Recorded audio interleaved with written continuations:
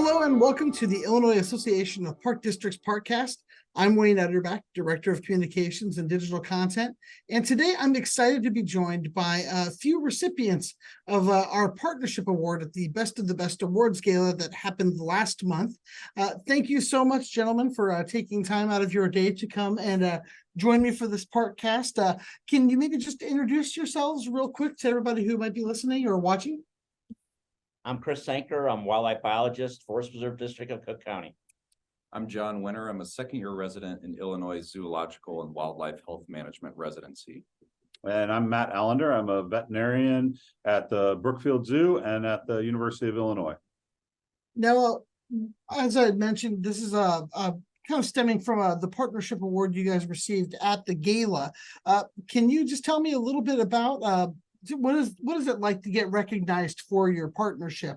How important is it to have those connections and then be recognized for it?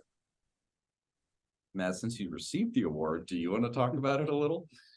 Well, I think in general, the developing partnerships and collaborations are both rewarding and challenging at times, but in this case, it is rewarding nearly all the time, in that we are bringing together experts in wildlife health and conservation, all for the same purpose of creating opportunities for developing veterinarians to go out and become specialists in wildlife health that can then save the animals and protect the animals of the country.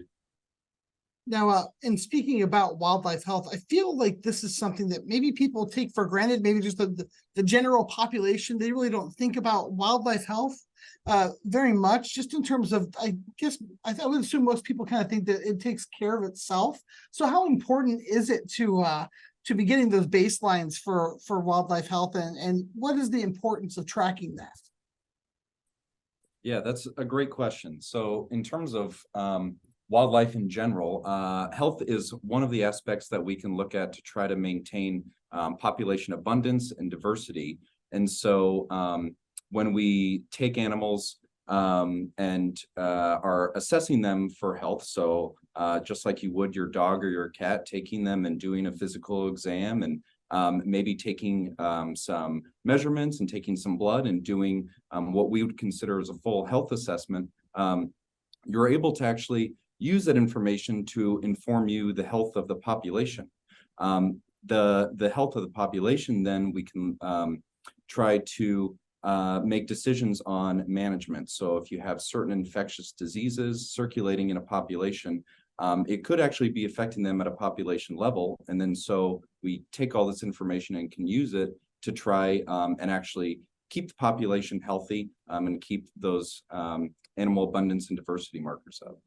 And I think in general, wild animals get sick just like people and domestic animals, and they need a vet. And this program creates that opportunity for veterinarians to learn how to detect disease and pathogens and health in animals that aren't traditionally in vet schools and that we don't typically look at. So we're doing it for the health of the animals themselves. But as Chris Anker and his team have found over the last several decades, is that these animals also have diseases that don't cause problems for animals, but could cause problems for people. Things like rabies aren't a health problem for wild animals, but they are a problem and a zoonotic disease for humans. And so identifying those animals and those infections in both healthy and unhealthy animals tells us not only about the health of the ecosystem, but tells us about the zoonotic risk.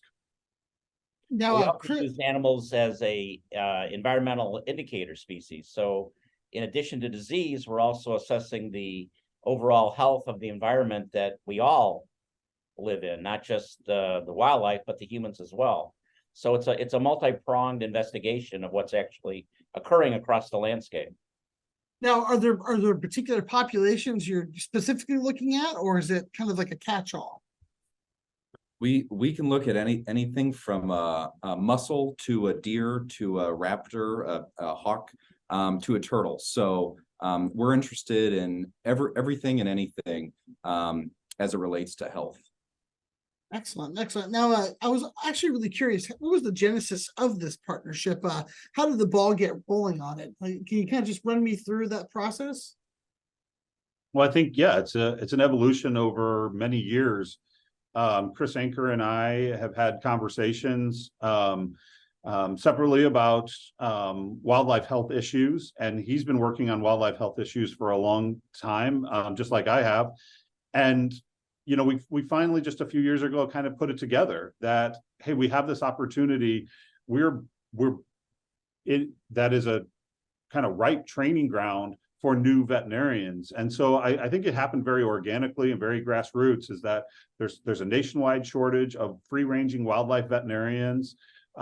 We see a lot of wildlife here in Cook County, and we have the health expertise to be able to investigate. And so that it was kind of just a natural progression of the things that are already being done well here in Cook County.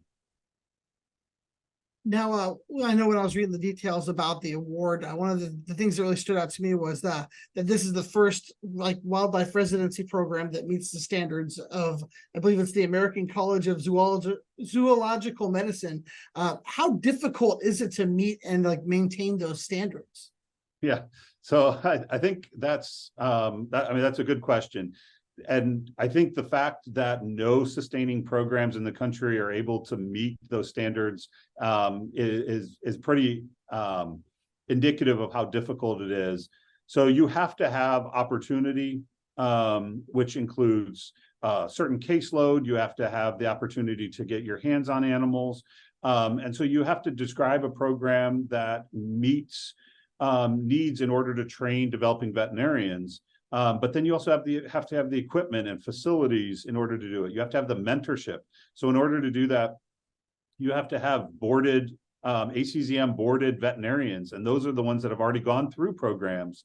In this case, mainly zoological medicine programs and not necessarily wildlife health. You have to apply in order to make all of this happen and put it together. And so the standards are pretty rigorous, just like you would expect. You don't want to go see an ophthalmologist that didn't get the proper training to become an ophthalmologist. And so it's pretty rare, but we feel very fortunate to be able to meet those standards and then bring in our first resident, hopefully one of many. Now, having such a designation, a recognition like that, do you feel like it helps maybe put you on the map in terms of people who are interested in getting into wildlife veterinary medicine? Do you feel like it's a real driver to start building that pool of people who are interested in getting into the field? Yeah, I mean, I think just to back up for a second, what many people don't realize in veterinary medicine is that there's actually a bunch of different specialties. You can have a veterinary cardiologist, an ophthalmologist, things like that. And what's unique about this position is, that it's focused on wildlife health specifically. And so having this program as a standardized training program with the support of ACZM as an opportunity for people, veterinarians who want to specialize specifically in wildlife medicine.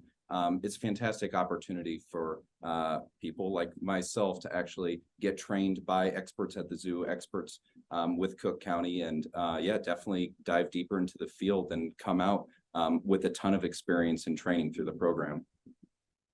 I'm sure that the training and the hands-on experience is crucial in this field. So if there's anything in particular that you feel like maybe you can offer that other places might not be able to offer, or other programs might not be able to offer? Well, I'd say that this is the only program currently in the country that is accredited and compliant with ACZM requirements for free-ranging wildlife health. So we offer everything that's different that no one else can offer. So, but I feel like we're fortunate, and we've capitalized on the things that we've already done well, and we've added this program and integrated this program Dr. Winter gets experiences that were already available and already being performed by the biologists of Cook County with involvement of veterinarians randomly, but he is involved every day into the things that they're already doing. So it was kind of a natural progression. And yes, everything that that he gets to do is something that nowhere else can offer. Well, and I Now- guess. Oh, go ahead. Sorry, I was gonna say for me, what I feel like is one of the best parts of this program and what it offers is the mentorship and the training from all the veterinarians that I can work with clinically here at the Brookfield Zoo, from the biologists at the Cook County Forest Preserves, and then from the University of Illinois, learning molecular diagnostics with veterinarians and experts down there too. So yeah, the mentorship has been fantastic in this program. Excellent, excellent. Now, what are some long-term goals that you want for this program? What are some things you're hoping to achieve down the road? Well, I think, the immediate goals of a residency program are to train veterinarians to become specialists so that they can go out and serve the field and increase the workforce. And so, I think, larger goals of wildlife health, nationwide, are expansive, but the immediate goals are also the same as the long-term goals for this residency: create more trained veterinarians.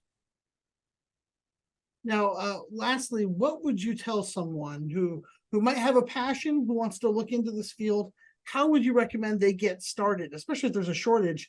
How do you encourage somebody to kind of step into this world and really get ingrained with it? Well, one, I think getting as much experience as you possibly can with wildlife in general, getting experience in veterinary medicine in general, if you're still applying to vet school or if you're in vet school, just still focusing on being a veterinarian and trying to be a good veterinarian and learning the basic skills, which I still use every single day, and you can build on and use in every species if you want to go into a role like this. So yeah, just studying and getting as much experience as you possibly can. All right. Now, is there anything else you gentlemen would like to add? Those are all the questions I had for you. No, I think I covered everything for me. All right. Well, thank you very much for taking some time out of your day to kind of run me through a little bit of the work that you're doing over there. It's definitely unique, and especially if there's no one else that's accredited like you guys. I think you can definitely say you are one of a kind. So I encourage you to keep doing the work that you're doing, and thank you very much for your time. Thank you. Thank you.